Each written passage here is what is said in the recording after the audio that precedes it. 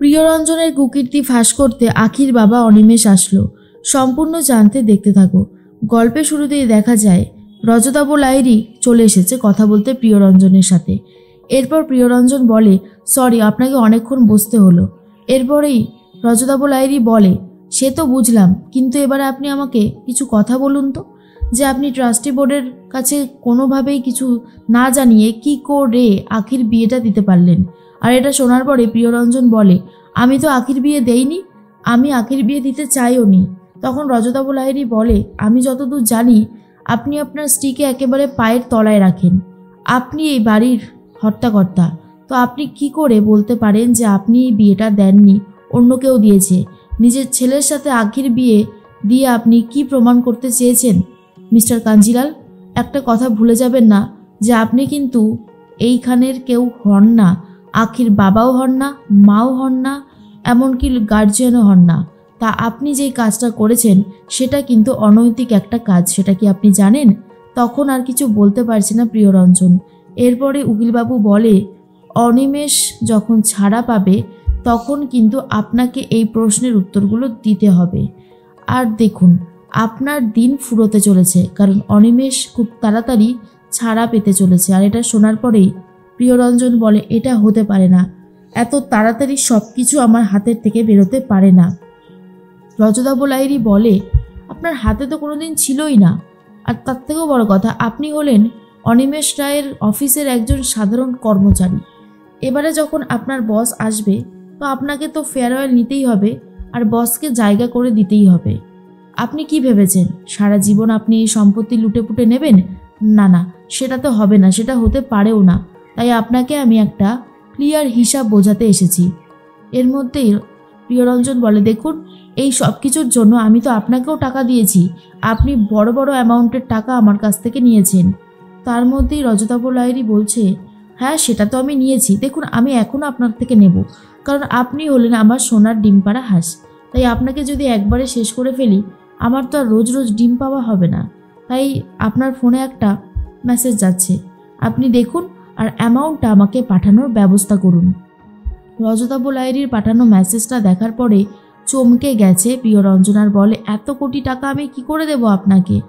লাহিড়ীবাবু বলে, কিছু করার নেই, দিতে তো হবেই, এতদিন ধরে আমি আপনাকে বাঁচিয়ে এসেছি, এখন যদি আপনি আমাকে না বাঁচান তাহলে তো হবে না, তাই না? সেজন্যই বলছি, যা করবেন ঝটপট করে করে ফেলুন, আখির কাছ থেকে টাকাগুলো নিয়ে আমাকে দিয়ে দিন, সিম্পল। এরপর রজতাভ লাহিড়ী বলে তো চলে যায়। আর প্রিয়রঞ্জন ভাবে, এতগুলো টাকা দিয়ে এখন উকিলবাবুর মুখ বন্ধ রাখতে হবে, আখিকে দিয়ে সাইন করাতে হবে, কিন্তু আখির সাইনটাও তো এদিকে মিলছে না।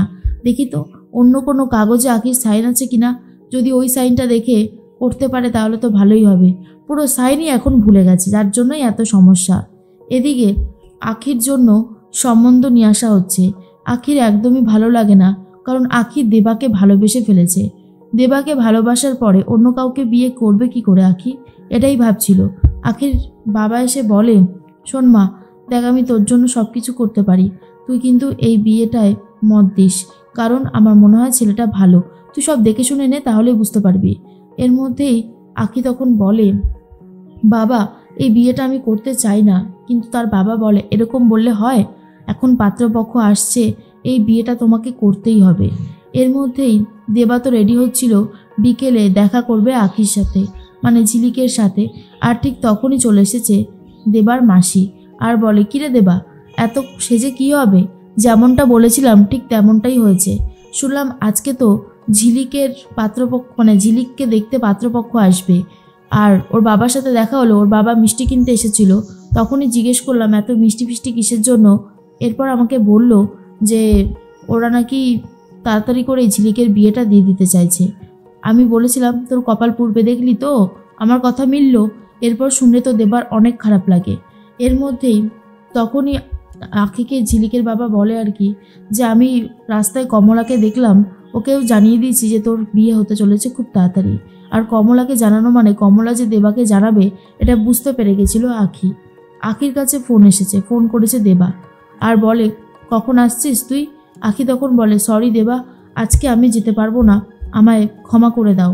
এরপর দেবা বুঝতে পারে তাহলে হয়তো ঝিলিক বিয়েটা করে নিচ্ছে নিজের মন থেকেই। এর মধ্যেই আখিকে ডাকাডাকি শুরু করে দিয়েছে প্রিয়রঞ্জন। আর ছুটে এসেছে ঝিলিক আর বলে কি হয়েছে। প্রিয়রঞ্জন বলে এই শোন, তুই তো সাইন ভুলে গেছিস, এই সাইনটা দেখে এখানে একটা সাইন করে দে। এর মধ্যেই অ্যামাউন্টটা দেখার পরে চমকে গেছে ঝিলিক আর বলে এতগুলো টাকা আখি সই করলেই এই টাকাটা উঠবে, কিন্তু এতগুলো টাকা আখির রয়েছে, আখি সেটা জানেও না। কে আখি? এই রহস্যের জট আমাকে খুলতেই হবে। যত তাড়াতাড়ি এই রহস্যের জট খুলতে পারবো ততই ভালো।